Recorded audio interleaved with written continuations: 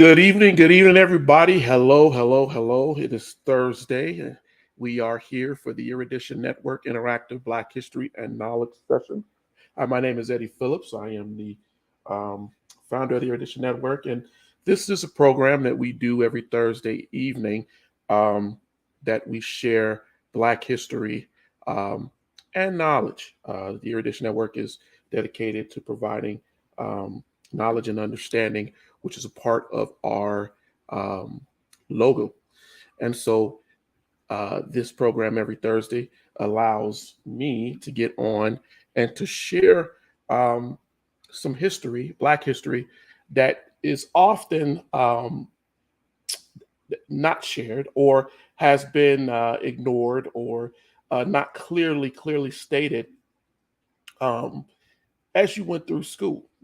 And so, other than having a African American Studies program, we come on every night to teach, or every Thursday night to teach Black history.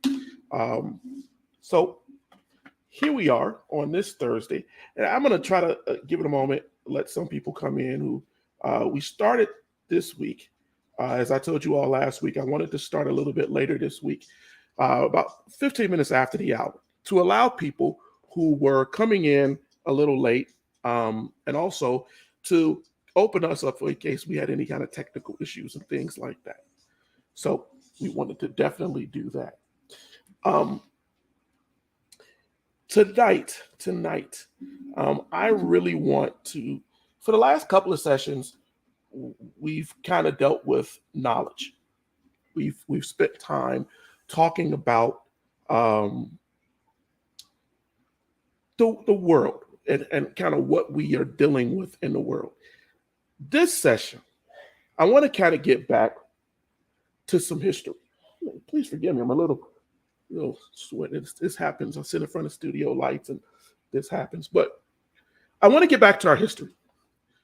Um, I got a message, or I received a message this week in one of my chats talking about the Underground Railroad, something that someone had um, sent me. And so what I want to do is I want to go into that tonight. Give me a moment.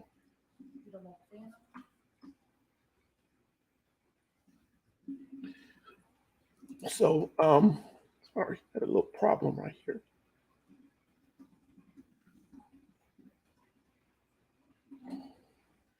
Yeah, whenever my too much light and too much fan, it kind of wavers with our green screen here in the background. So I wanted to try to make sure that our technical people in the background can come in and adjust that before you start seeing this weird glare.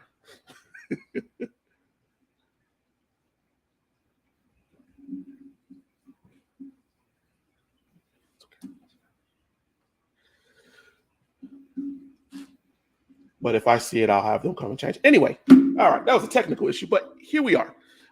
So we got about 3 people in here that I see that I can see on our feed. Hey, if you come in, drop a hello. Let us know who you are. If this is your first time watching the program, if you're new to Erudition as a whole, we like to know who's watching and who's with us. Because this is an interactive program and we really want your input. And so just knowing that you're there, who you are, helps us to better facilitate this program, helps me to better facilitate this program. If it looks like I'm kind of sinking low today, it's because I'm in a different type of chair.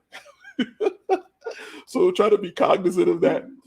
All right, I'm gonna stop wasting time because I think we got some people up in here tonight, and I don't like to waste people's time. I want us to get into this session. One of the things I want to talk about tonight is the Underground Railroad. Now, they teach us about the Underground Railroad in history class. If you go look through through it, you can probably see that they talk about Harriet Tubman, and sometimes they talk about William Still. who took a lot of the documentation down for it. But at the heart of it, we really don't know as much as we think we know about the Underground Railroad. And it's unfortunate because we don't know this, because the information has been hidden from us, we make assumptions of how the Underground Railroad started. Have you ever asked yourself, how did the Underground Railroad start? How was it established? Who established it? Was it slaves? Was it just abolitionist whites who decided they wanted to establish this thing to take away property? And then if that is the case, then how was that legal? Now, some people will argue with you, and you may read some history books, that abolitionists, Quaker abolitionists, who religiously did not believe or supported slavery, were people who got involved and helped to establish the Underground Railroad. Why do we believe that? We believe that because George Washington and others complained that the Quaker had a conspiracy to liberate blacks, slaves, enslaved people. It's probably a more proper legal term and way to state this. So, because this was the belief, people have taught that in history. They have told us that this is what led to the Underground Railroad. We also are led to believe that because the Quakers were so involved in it, speaking of a man named Isaac T. Hooper, who actually set up a network in Philadelphia in the 1800s. Now, here we go. Let's think about this. We're talking about the 1800s that Hopper set this thing up. But if you remember a couple of sessions ago, I had spoken to you all about the Maroons. And I had gone really in depth with the Maroons because I wanted us to have an understanding that the Maroons, right, played a huge part in freeing blacks. Probably more so than many of us are aware. And many of us don't even know, many of us didn't know, hopefully you know now after that session, didn't know who the Maroons were. I received feedback from people who told me, hey, I heard about the Seminoles. I think I knew about the Maroons, but I really didn't know or don't know as much about them because they weren't covered in my history book, not by that name. And that, unfortunately, ladies and gentlemen, is the truth. When you look at the Seminole Wars, which I think next week I may get really, really deep, or Saturday, because I will try to be on Saturday, into the Seminole Wars. Why? Because it's a huge part of our history, African-American history, Black folks' history in this country that we're not taught. And these are significant campaigns that help to establish future presidents and help to set policy in this country or how we dealt with indigenous people. But Blacks played a huge part in that. And it is not covered in depthly. We spend more time talking about wars in England and France,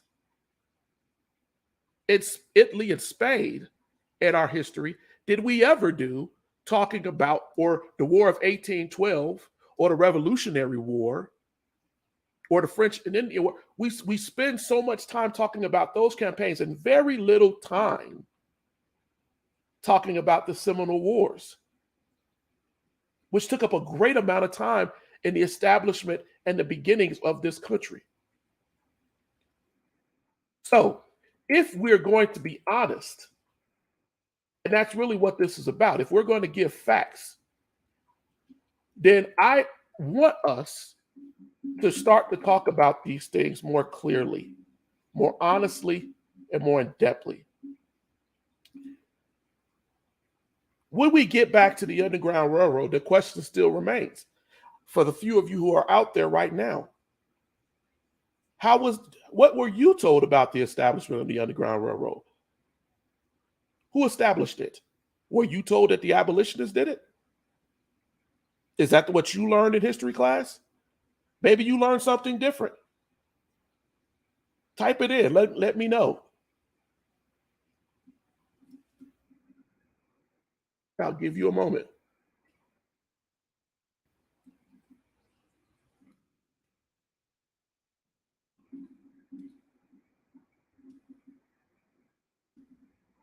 Or somebody knows something.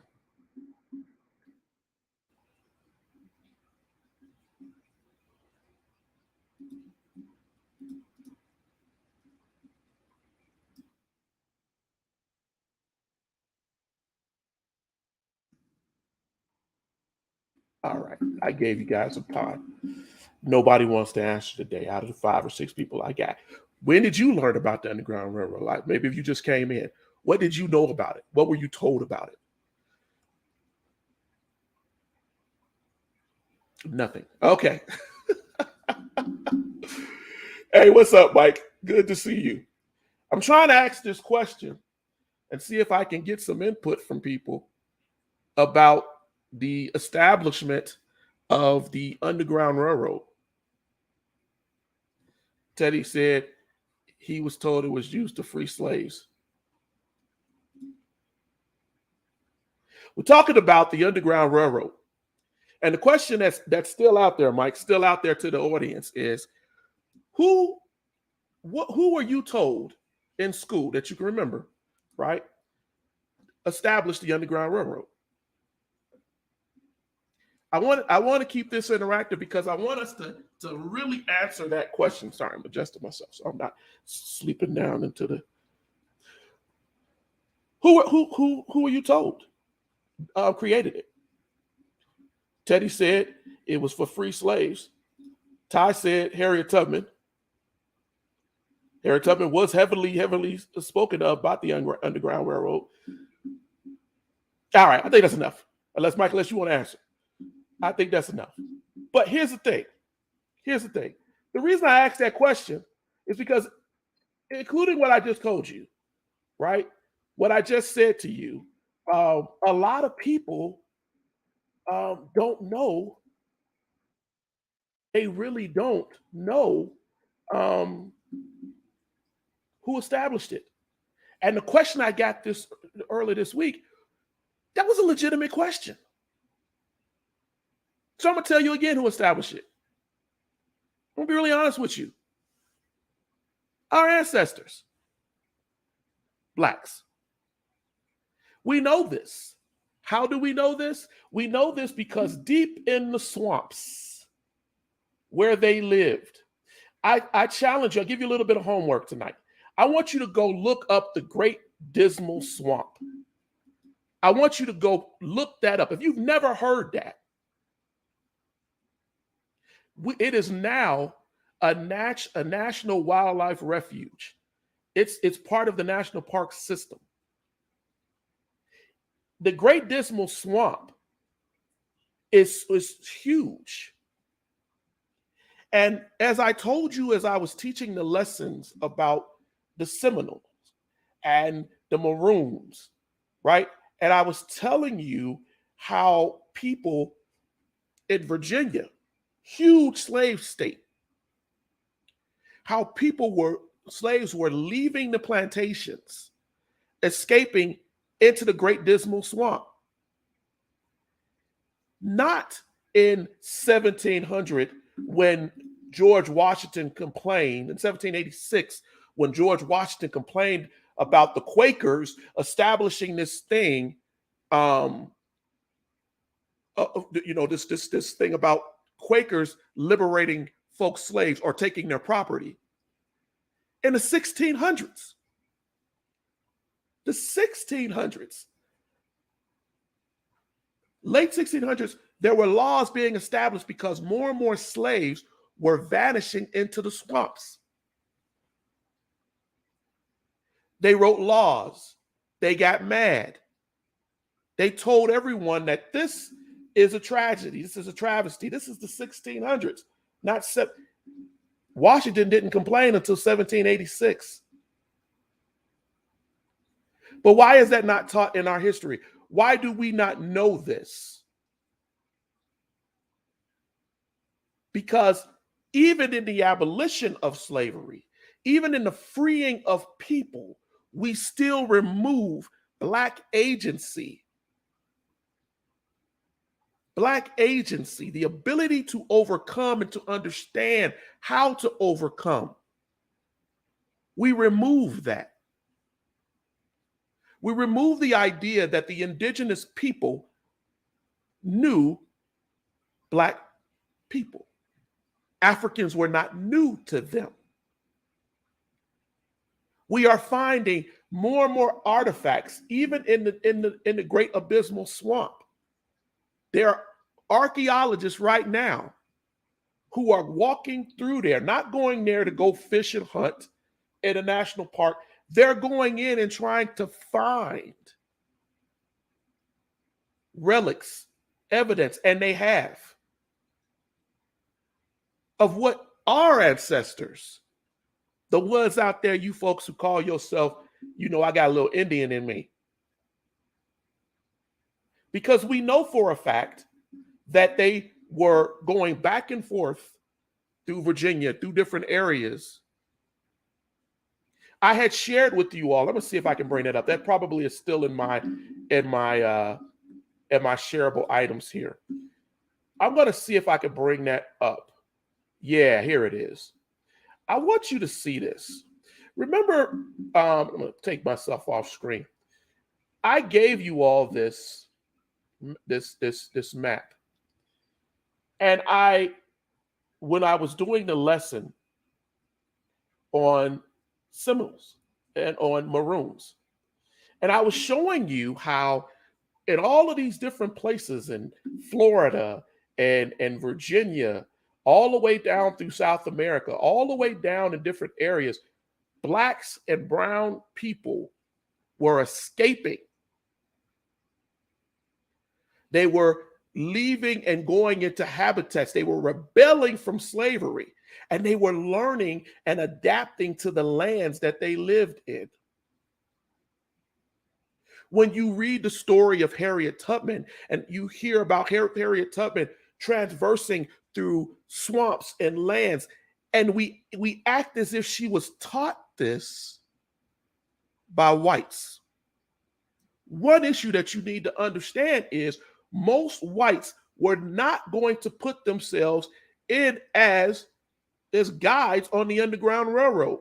They would let you stay at their homes. They would let you be hid there. But the conductor was most oftenly, if not wholeheartedly, Black. We don't talk about the indigenous people interaction and helping to establish that railroad to get you through the woods. See, I could easily get to a house, but how do I know what lands to go through? They come up with the idea you follow the star. Well, I can follow a point, but what if I follow that point and I come to a river?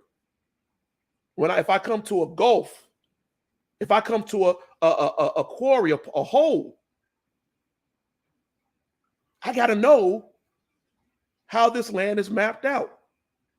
Who better to tell me that than folks who have traversed that for at least 200 years? Listen to what I'm saying there. For at least 200 years. And yet, when we talk about things in class and in school, many of us aren't taught that. The only name we can really pull out from the Underground Railroad is Harriet Tubman, as if Harriet Tubman created the Underground Railroad herself and she was the only individual who took people back and forth. It is unfortunate that we don't know this history, but it is not without reason. It is not without reason, because there are people who don't want you to know this. Yet we make movies about it, yet we've written books and children's books, and every time we emphasize the idea of blacks going to a white Christian abolitionist house and being hidden.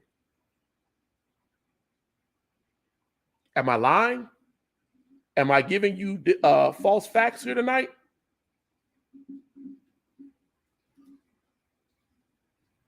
How many times in reading or learning about the Underground Railroad did you hear about somebody being hidden in some white person's home? Under a blanket, under a floorboard, in the chimney, in the farmhouse.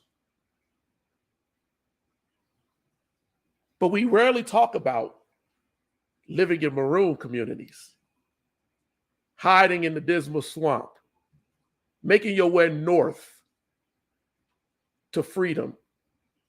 When I showed you that picture and you see just how large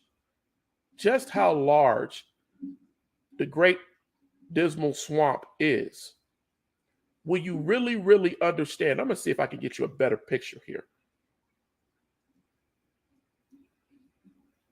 because I really want you to understand in relation. Here's a good picture. I just pulled it up on. That's what I was pulling up. I want you to really understand how wide that is. And if you know how to make your way through that swamp, if you know how to make your way through these lands, and why is that important? Because whites didn't want to go there. They thought that these lands were uninhabitable, that it was too hard to live in these areas. So what they did was they told people, they said they wouldn't go there. They did not build their communities to stay there. Here we go. If you wanted to get to freedom, if you wanted to get out of Virginia, which was a slave state, and you wanted to get through it unseen, the swamp was the way to go. The Maroons lived there. Here's a key to you. Here's another homework assignment for you. I want you to go and Google it. I want you to go and pull up Nat Turner. You know Nat Turner. He led a great slave uprising, killed women and children, supposedly. And I want you to go look up Nat Turner, and I want you to go look at where Nat Turner, where he went. Then look at where they found him. I want you to look that up. You can look it up to that right now before the end of the program, and you can chime it in into the chat. But I want you to understand how history links and how we follow those breadcrumbs to tell that factual story, to lead us to testimony, to lead us to those people who lived through it, who talked about my granddaddy was a Maroon. The white man could never find him. Right? I want you to look at that, because that's a part of our history that is too often ignored. Mike, I don't remember being told who created it. I just remember being told Harry told me. Yes. And that is all we have been told, really. It's unfortunate. It's unfortunate. When we teach from primary sources, there's a great book, great book. It's what's the name of this book? The Underground Railroad Record. I believe I have it somewhere. I should have pulled it out before I did this, but it's the narrations and the records that William Still took down from people who were conducted through the Underground Railroad. If you watch the movie Harriet, which is loosely has history, because as always with Hollywood, they take away things and they hide things. You see still in the movie, and you see him taking a record, and you see him talking about how people arrived, and he would write down who the conductor was and how the people made it there and what year they got there, and try to keep progress of what their background was, what was their slave situation with, that they escaped from. It's a very good record. It's a very good record. And I'm going to drop that book in the chat, The Underground Railroad Records by William Still, so that you can better have an idea and get, again, primary sources, records from the people who lived it, not made up history, not folks doing things wrong. I want you to really, really, really start to read that book. Cool, man. Hey, you can always come back and watch later. We appreciate the support. Thank you. I think that as we go further into this, and I want to try to link this to another lesson as we go more into the Seminole Wars and bring it all together. But I think tonight, as we really look at this, it's so important for us to understand, I see Harriet Tubman's name so much even in the chat right now, right? It's so important for us to understand that it's deeper than that. It's deeper than just Harriet Tubman. And it's not taking away from Harriet Tubman's work and what she did and who she was. She played a significant part in our history. But it is important for us to understand that she wasn't the only one. That she was not this monolith up until herself. That it had to happen with support. It had to happen with people who were willing to give that support. And we have to be able to remember those Seminoles and those Maroons and those slavery exiles, those people who actually worked and gave understanding and worked with whites. I'm not discrediting whites. I'm not discrediting them. But what I am going to tell you is that a lot of the work that was done, a lot of it came because people chose to help. Black ancestors, our ancestors, chose to help. All right, I'm going to share this picture with you. I'm going to say this. I think sometimes, it is, what's the word I'm looking for? A lot of this history isn't taught because they teach us to think, and I say this, the American education system, they teach us to think that these things aren't important. That's just the truth. They teach us to think that these things aren't important. And because we think they're not important ourselves,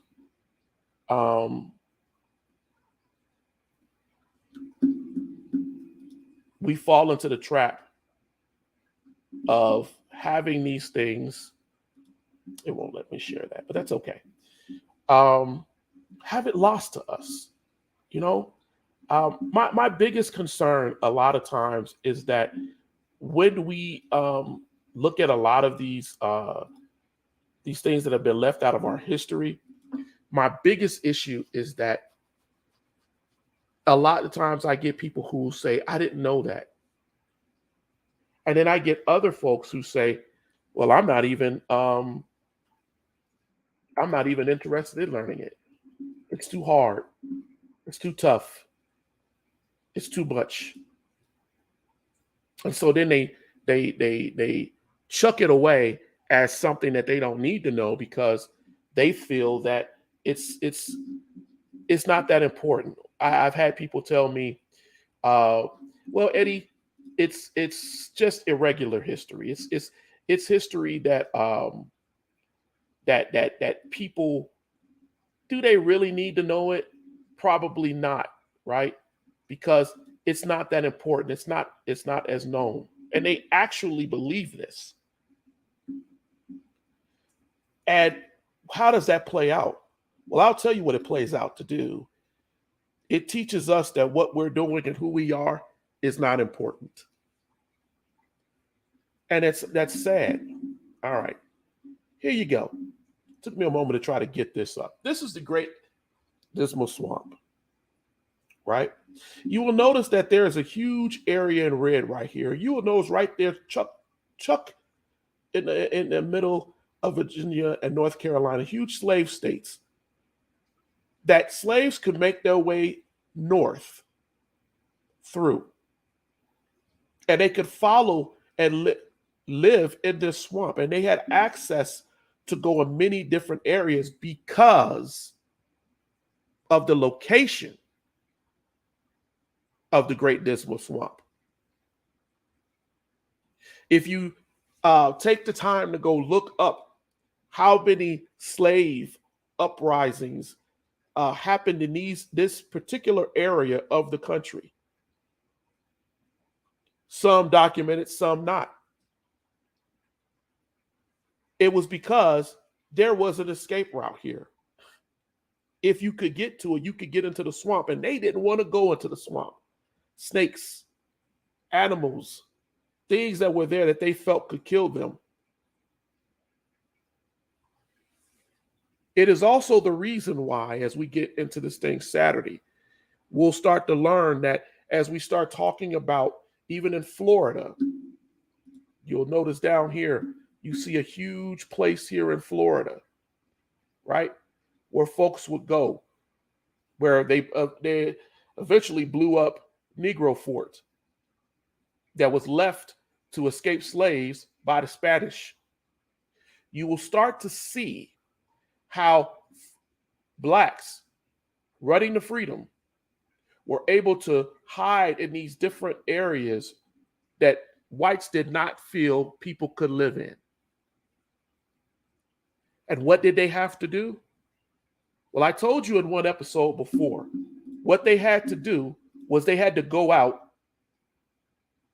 and they had to get indigenous people to hunt down blacks. Those willing to do it.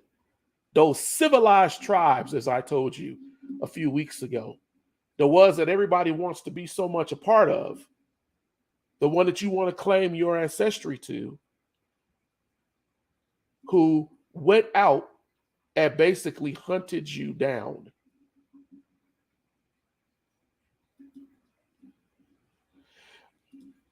When I was going through my slides, this is not the one, but I was going through my slides and I was trying to show you all kind of how this all worked out for a reason. For a reason.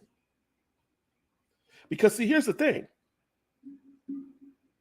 Because you want to believe that your heredity, your ancestry, is aligned to indigenous people. And that may be true. That is in your blood. But you forget one crucial thing, that a lot of these tribes, they were tricultural tribes. That meant that whites, escaped slaves, they all lived with the indigenous people as one tribe. They did not see them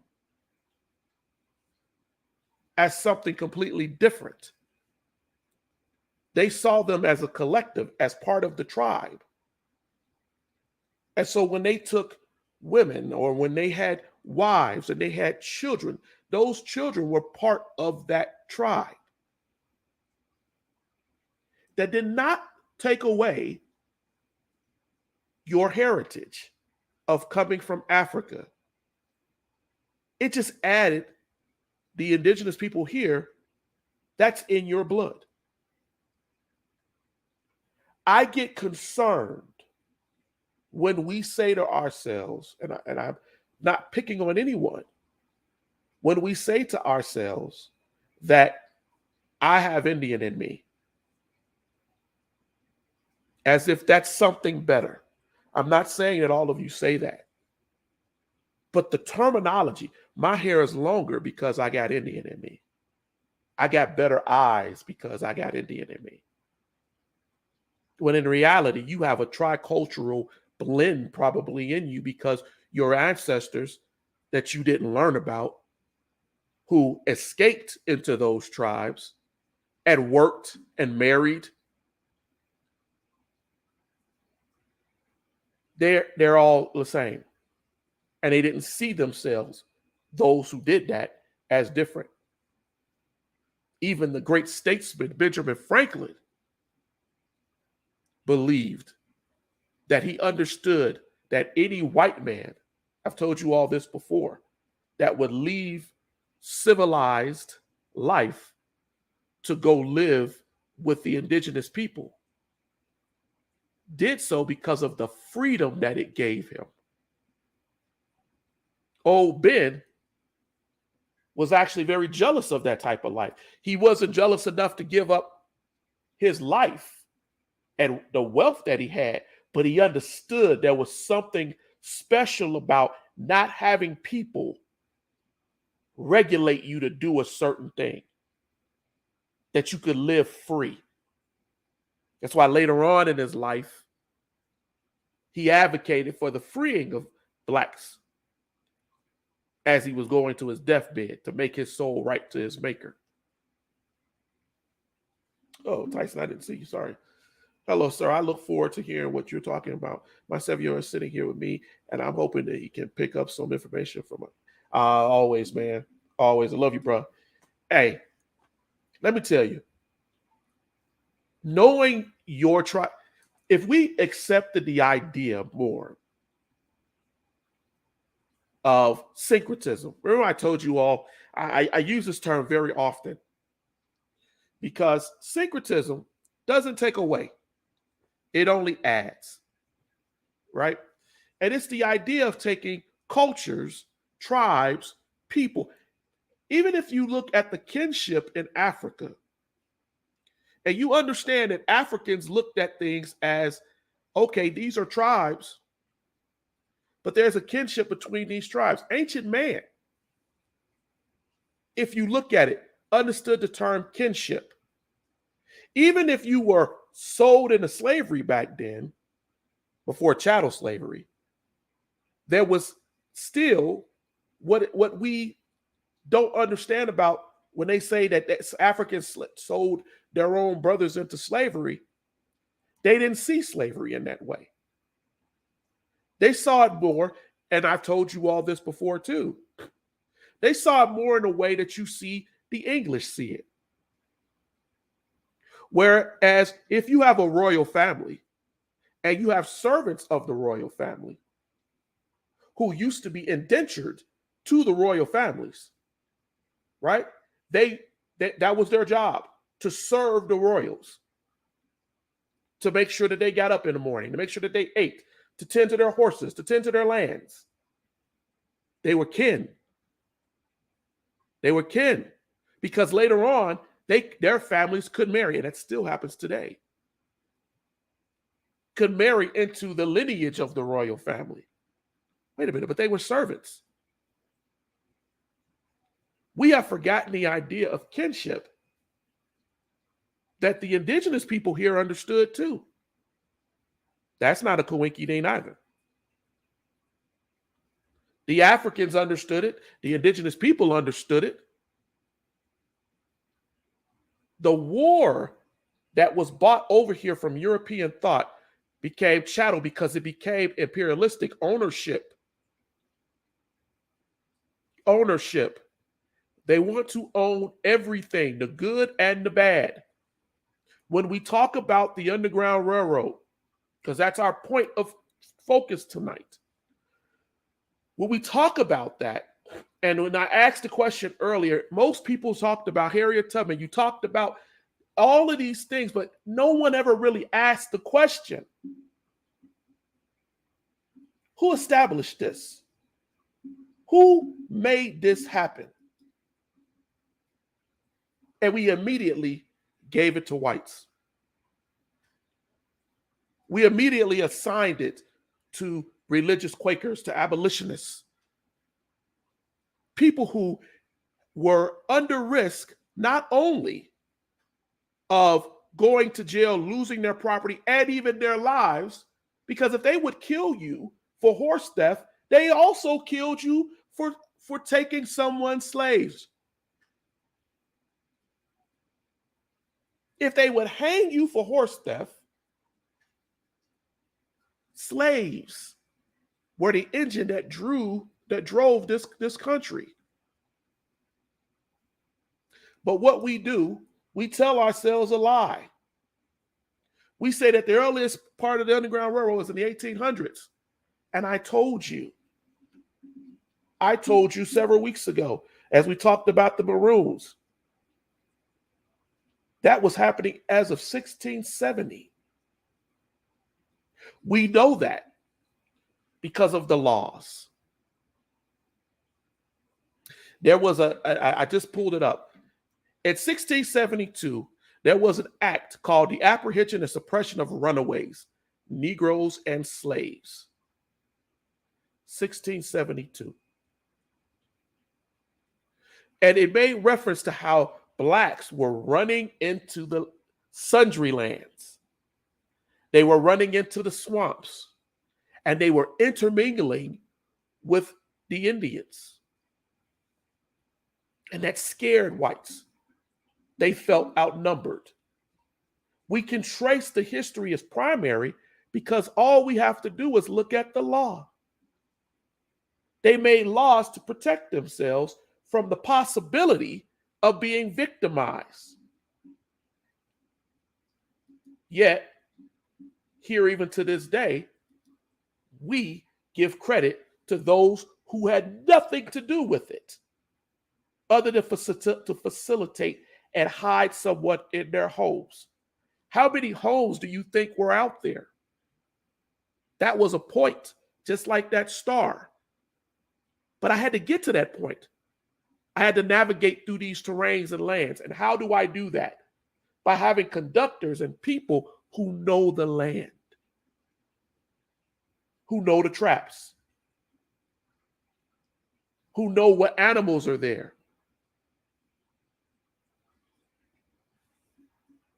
I don't think that it really is truly understood how important our ancestors were to the establishment function. Function is all we think about. But the establishment, function, and freeing of brethren. One of the things you learn about the Maroons when you study them is that they understood at the point of leaving, they had to collect everything that they were going to need for the journey. And that meant they needed to know how long the journey was going to be. They knew where the depots were. If you're taking notes, another homework assignment I got for you. I want you to go look around 1701. There's mention in history, I'm sure you can find it on Google, about a Maroon named Billy. He is probably one of the most famous and notorious Maroons. Because see, Billy, right, was good. He knew how to hide. He knew where to go. He knew how to get to people's properties. He knew how to steal cattle. He knew how to abduct or take slaves off the land.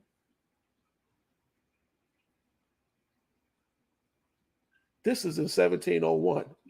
Remember, I told you earlier that George Washington, where we always follow ourselves. Oh, well, remember, Washington bought this up. He didn't make a formal complaint to 1786. The Quaker Isaac T. Hooper, who was credited as being one of the creators for the railroad or setting up an initial network, he's not mentioned until the early 1800s. What's my point here tonight? My point is to tell you that if the earliest mention is in the early 1800s, 1825, 1831, and if we establish that as the start, well, what was going on in the 1600s? That was taking slaves out of plantations. So much so that folks got scared. John Brown himself thought that if he got down to allow blacks to get free and at least started the spark, he said he could free his brethren from Africa. That's what he called the South. And that they would all join in.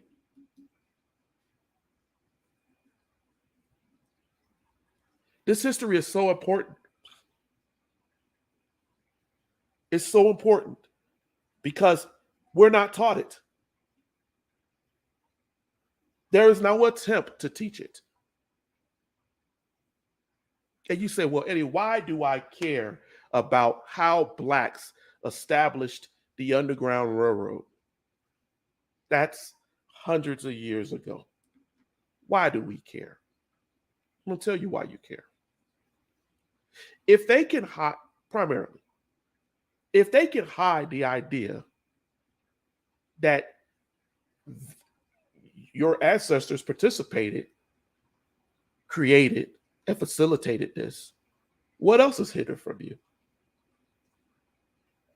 You're actively taught about the Underground Railroad in schools. You know enough about Harriet Tubman. Maybe some of you know who William Steele was.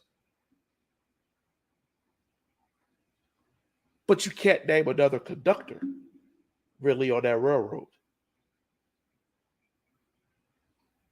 A railroad can't run with just one conductor. Harriet Tubman can't make hundreds of miles of treks back and forth just simply by herself. But she is the only one we talk about. Because if we talk about the indigenous folks who played a part in it, if we talk about those tricultural blacks who had both indigenous and black in it, if we talk about that, we scratch away the lie. It's important to know what's hidden from you. So then now you start to trace. You start to understand.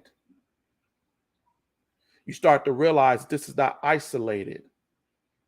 You start to be able to link the journeys of Nat Turner and Harriet Tubman, DeMarc Vesey. You start to understand that all of this didn't happen in a vacuum. You start to stop lying to yourself, as we saw Kanye West do a couple of years ago when he said that slavery was a choice. You stop lying to yourself when you and give it into the idea and the teaching that taught Ben Carson that these were travelers and immigrants, not slaves. You start to question history at its function. You stop lying to yourself when you and stop falling into the ideas that you hear from certain politicians who tell you that your history, the history of Black people, shouldn't be taught. You start to understand that little things have been hidden from you. And if that is the case, how do those little things tap into the greater?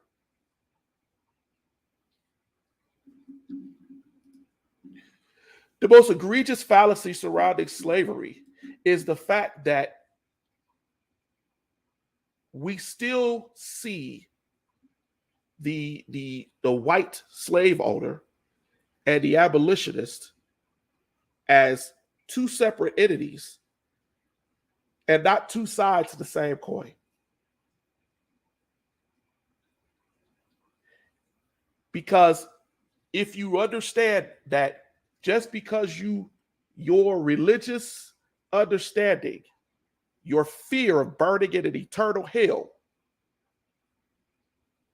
tells you that they should be free. However, they should not be equal. And that is the lie. This is why I said earlier, we have to see both sides fully.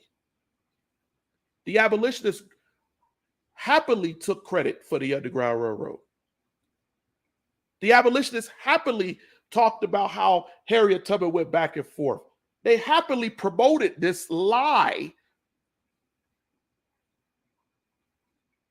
that blacks did not have autonomy and agency to do things, to free themselves, to help their people. And that they did. They actively did. They engaged in designs to free their people. And that just a little bit of reading into primary history, just a little bit, opens the door of your understanding to a greater understanding of, wow, it was important that William Steele sat down and he wrote and he took note on all of these slaves who were coming out of and escaping through the Underground Railroad. It was important to do that. Whites weren't doing that. We still was a black man who understood that we needed to be able to do this for our ancestors.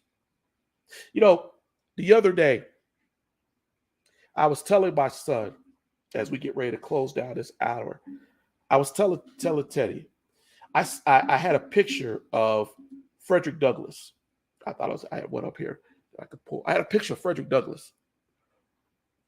And Frederick Douglass is, every time you look at Frederick Douglass, he's staring at this picture with this ferocious, almost angry look. And in reading, I'd found that Douglass had said that when he took pictures, he took great effort. Every picture you see of Frederick Douglass, he took great effort for those pictures to be taken. He said he wanted to touch the ancestor that would see it later on. He wanted them to feel what it felt like to be a black man in his era, to be an escaped slave, to have been touched by slavery. And when I see every time I saw Douglass after that, I remembered that. Frederick Douglass always had that look. I want you to understand that this ain't the happiest times. He understood the abolitionists, weary ways. He wasn't surprised when abolitionists got angry because he was a little bit more elegant in his speech than they were. And how could he be as a slave, a former slave? How dare he speak about something he actually lived through?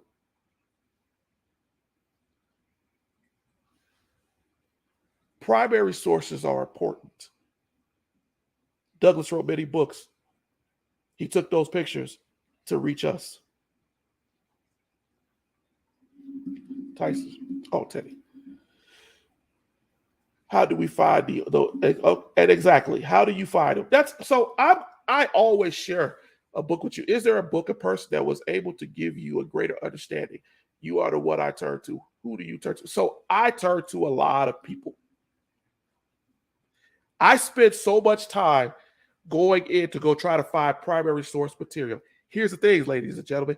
Primary source material is out there. I go and I find a person and I say, I want to know what they lived through. I have a book that I just recently got that goes into further actual letters of Black Civil War soldiers. Because I had a book a couple of years ago. I still do somewhere. But when this book came out, I like to go find historians who go and do the digging like I do.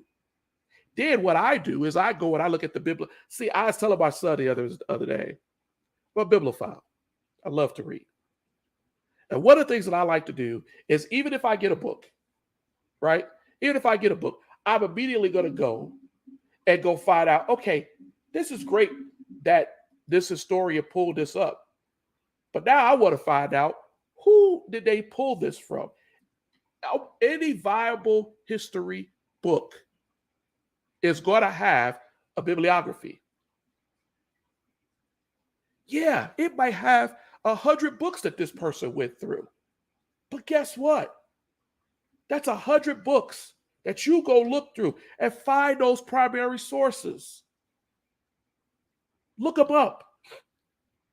I tell people oftentimes the books are online for free because they are over 100 years old. These are letters from 100 or maybe 200 years ago. And you pull them up and you read them and you get that firsthand knowledge. What did they really think? What did they really feel? It's so important that when we first started Erudition, I said, one of our first videos, how do we get our sources? Because I wanted you to understand sourcing is important. Sourcing is huge. Everybody's not going to tell you the truth. And you have to be able to discern that. And sometimes you need to read a lie, a fallacy, so that you can bounce it off of the real source and go, this person is hiding something. They're being obsequious. They're supporting something or somebody. So they change what they've said, or they've designed what they've said to mislead us. That happens a lot in our schools at all levels. As always, I'm going to drop William Still's book in here because I want you to read those narratives. I'm also going to put a site in here again, because I think I've done it before, where you could go and get the slave narratives. And at your leisure, go and read from our ancestors. First-hand sources. What they went through, how they lived, how they survived, how they overcame. Because as Tyson asked that question, that is the most important thing. All right. We're up on this hour. What did we learn today? We learned today that the Underground Railroad is not just Harriet Tubman. The Underground Railroad was not designed just by white Quaker abolitionists, and that Black folks had input into this. And that men like Frederick Douglass, Harriet Tubman, who helped to support the idea of getting people through the railroad, also understood, read their biographies, that it was Blacks who worked through it. It was Blacks who had to leave for farm to land farm through abysmal land. It was indigenous people with Black and indigenous ancestry, tricultural people who kept this moving. All right. I hope you all learned something. Hold on. I was dating this fashion lady, and she looked at me crazy for stopping and sharing a sandwich with a homeless person. She asked why, and I said, he wasn't always homeless. He has a story, and I want. Yes, everybody has a story, my brother. This is why I tried. Tina had her show on the yesterday. We try to get people on to give their testimonies, firsthand sources. We try to let people be able to talk to what they've lived through because it provides mentorship. We try to give you books to try to give you starting paths of understanding. Everybody has a story. Everybody has worth.